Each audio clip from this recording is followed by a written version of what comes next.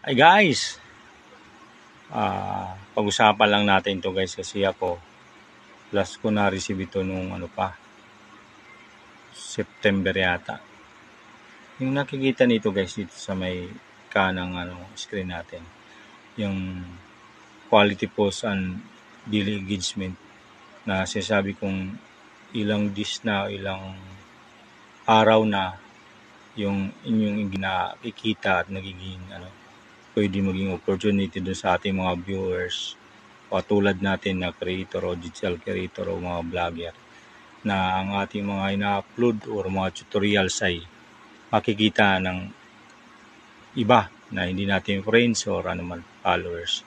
Kaya ito, nakikita nito guys, wag naman natin wag tayo magtaka.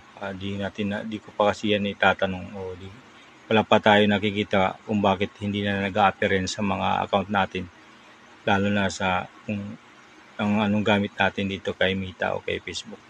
Kaya antayin lang natin kung baka someday bumalik uli yan, kasi yung last na sa akin yan yung 60 days 64 days hindi 94 apology.